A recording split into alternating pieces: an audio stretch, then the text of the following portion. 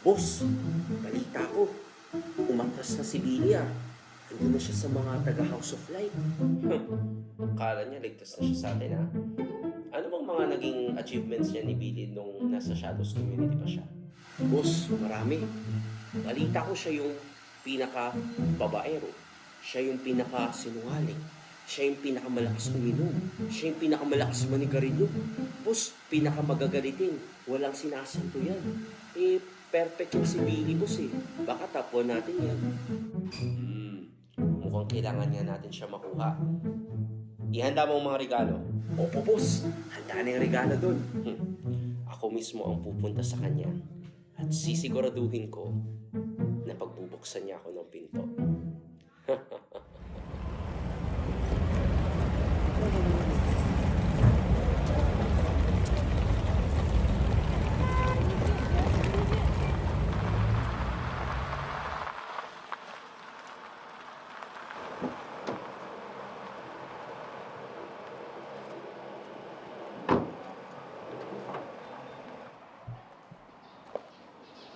Oh, Billy! Kumusta? Sorry po, sino po kayo? Di mo ba ako nakilala? Ako ang siyang leader ng Shadows Community. You can call me Sir S. Hello po, Sir S. Alam mo ba, nangihinayang kami sa Shadows Community nung umalis ka. Alas pa naman kita. Eh, ganun pa man, sinadya kita dito para bigyan kita ng farewell gift. Sige po, nag-aabala pa po kayo. Pero bago mo tanggapin yan, okay lang ba papasukin mo ako sa bahay mo? Sige po, tuloy po kayo sa bahay po namin. Kasi po, ang ganda pala dito ng bahay mo eh. Tsaka, ang ganda ng sasakyan mo ah. Bagay sa'yo. Pero, alam mo, dun sa Shadows Community, yung mga members natin dun may 5, may 6. Eh, sa galing mong yan, deserve mo yung 10, kaya huwag ka makontento. At alam ko, parang marami pa atang magagandang gamit dyan sa loob ng bahay mo. Pwede mo ba ako papasukin? Sige po, tuloy po kayo. Ang ganda pala dito sa bahay mo. Kompleto rin yung mga gamit mo ah. Oh, malamang sa malamang, meron ka na rin nung pinaka-latest ngayon. Yung, ano ba yan? Yung Pineapple 16 Pro Max 1TB fully paid. Wala po ako nun eh. Oh, meron ka na no? Wala pa ba? Hindi ko po alam yun eh. Pira, dapat yung mga bago at saka yung mga trending na mga gamit, yung mga latest, dapat meron ka nun kasi deserve mo yun eh. Tignan mo to, oh, ang galing mo. Summa cum laude ka. Tapos, successful na yung business mo. Oh, successful na yung business mo. Tapos, may Son Winners Award ka pa. Pambira, ibang-ibang klase ka na. Tapos, balita ko, isa ka pa sa mga leaders dyan sa House of Light. Alam niyo po, lahat ng yan ay dahil lang sa biyaya at sa tulong lang ng Diyos. Kung wala ang Diyos, wala lahat ng yan. Biyaya nun is parang lagi na lang biyaya lagi ng Panginoon. Pero kung iisipin mo parang hindi naman siya ganun palagi. Kasi isipin mo, ikaw nagpuyat, ikaw nagpakahirap. Lahat naman ng effort na yun, ikaw naman yun eh.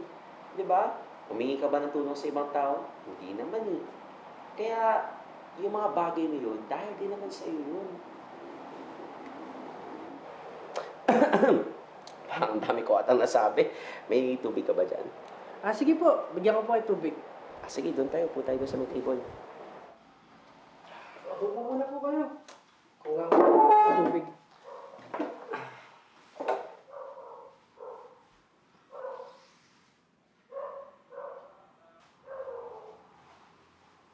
Ito na po pala yung tubig niyo po. Salamat, salamat. Salamat. Yan ba yung girlfriend mo? Oo, ito yung girlfriend ko na soon to be my wife. And she is the right girl that God given me. Ganun ba? Parang di pa naman final yan. Eh, nung nandun nga tayo sa Shadows Community, nakikita ko linggo-linggo, iba yung kinakasama mo. Iba-iba yung katabi mo. Eh, di ba nga, pinagmamayabang mo pa sa grupo natin na 3 yung kachat mo sa isang gabi. Kaya, yan, mas marami pang maganda dyan sa ex mo eh. Ba't ka ba nagsettle dyan? Kahit man ano man sabihin mo, hindi mo na mababago yung puso at isip ko na siya talaga ang babae na binigay sa akin ng Panginoon at siya yung babae na makakasama ko habang buhay. Sure ka na ba dyan? Kung titignan ko yung mga ex mo, mas maganda kasa dyan eh. At ito, Naalala mo tong si ano? Si... Eto? Oh. Di ba, sweet-sweet niyo pa niyan dati? Yan yung bet ko para sa'yo eh. Alam mo, kung babalik ka lang sa Shadows community, isang utos ko lang, itong mga to, sa'yo lahat yan eh. Madali lang yan. Balik ka lang. Bumalik ka kung saan ka nararapat. Kung saan ka nabibilang. Gusto niyo po ba kumain po muna tayo? Nagugutom po ba kayo? Sige, sige. Sige po, wait lang po ah. Uy, Food po. salamat. Ay, maiba pala ako. Meron akong nalaman na kwento patungkol sa'yo.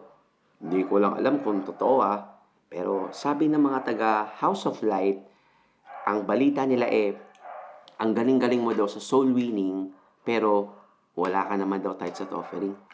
Ha? Sinagsabi niyan?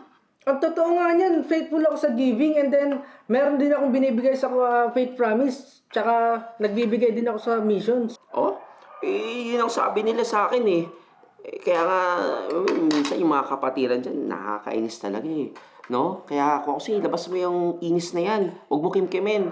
Bakit? May ginawa ka bang masama sa kanila? Deserve mo ba ng mga pagchichika nila, pagchichismis nila sa'yo? Hindi naman Magalit ka. No? Balik mo yung dating Billy, yung naggagalit, nagmumura, no? Palaaway, yung wala makaasta kung sino man. No? At hindi lamang yun, tignan mo. Ayan, nagbabase lang naman ako May mga screenshot ng convo Tignan mo yan. Sabi ni kapatiran 1, ayan. Ito ni 2. Sabi ni kapatiran 1 mo, ayan. Ha? Sino yan? Ito pa, sabi na, meron akong mga screenshot Hindi naman ako nagsabi niyan. Kaya nga, nakakainis no. Naiintindihan ko yung laman ng puso't isipan mo sabi ko sa'yo Kaya marami dyan taga House of Light na ewan ko ba kung anong nasa isip nila. Dami na sila sabi laban sa'yo.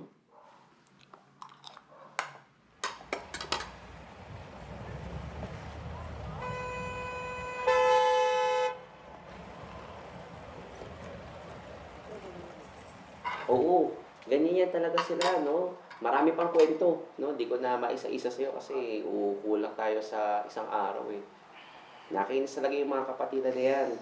Kaya ako sa'yo, suotin mo na tong uniform mo dati at bumalik ka na sa Shadows community. Ay, nako. Ano, labas muna tayo saglit para kumalma-kalma tayo. Sakto, ibibigay ko na rin sa'yo doon yung sunod kong regalo. Uy, sakto pala dito, presko. Ang bibirang ganda ng garden mo At sakto din yung panglimang regalo ko sa'yo.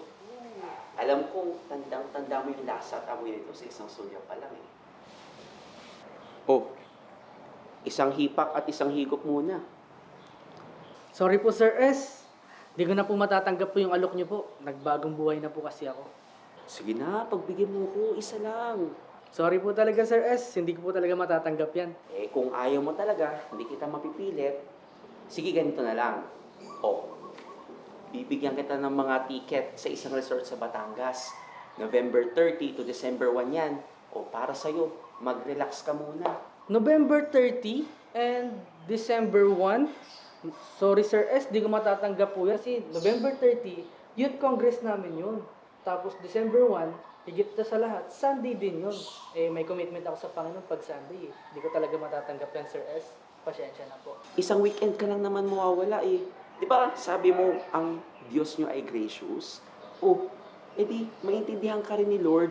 Isang Sunday ka lang naman mawawala Maintindihan ka ni Lord. At saka alam mo, Billy, yung mental health natin, importante yan. Kung papabayaan mo yan, pinapabayaan mo rin yung sarili mo. Kaya, deserve mo to. Sorry talaga Sir S, di ko po matatanggap po yan. Pasensya na po. Alam mo, Billy, sayang ka talaga Ikaw pa man din yung alas ko sa Shadow Community. Pero ganun pa man, sana makita mo na ang Shadow Community ay mas may malasakit at pagmamahal sa'yo. Kaysa dyan sa mga taga House of Light, hindi ka naman nila masyado naiintindihan Ako, naiintindihan kita. Naiintindihan ko yung nararamdaman mo. Sana makita mo yan. Pag-isipan mo ng mabuti. Oh, paano ba yan? Sige, una muna ako kasi may mga pupuntahan pa ako eh. Pag-isipan mo ha, balik ako bukas. Ingat po, Sir S. Ingat po. Bye-bye po.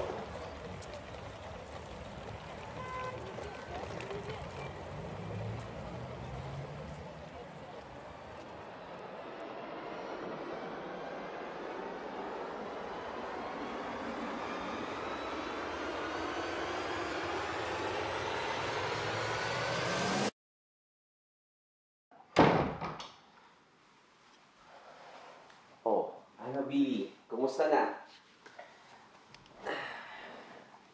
Nakapag-desisyon ka na ba? Alam niyo po, Sir S, nakakatuwa po na binigyan niyo po ako ng regalo at naalala ko po yung mga dati ko pong mga ginagawa. Pero di ko po matatanggap po yung mga regalo na binigay niyo po sa akin. Dahil iba po kasi yung Billy dati at Billy po ngayon. Kasi ang Billy po ngayon ay nakakilala na po sa Panginoon. Kasi sabi po sa 1 Corinthians chapter 5 verse 17, if any man be in Christ, he is a new creature. All things are passed away and behold, all things are become new. Kaya, Sir S, hindi ko po matatanggap po yung binigay niyo po sa aking regalo. Kasi sabi po sa Bible, hindi ko rin po matatanggap po, Sir S, yung pangalawang regalo niyo po na binigay po sa akin. Kasi sabi po sa Biblia,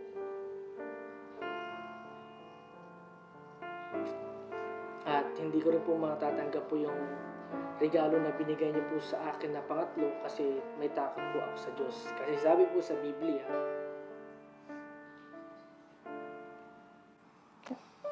at Sir S, hindi ko rin po matatanggap yung huling regalo na binigay niyo po sa akin. Dahil sabi nga po sa Bible, dahil hindi ko po kayang ipagpalit po ang Sunday, dahil ang Diyos nga po ay hindi po ako pinagpalit. Yan, kaya Sir S, kayo po ay pwede na pong umalis at huwag na po kayong babalik.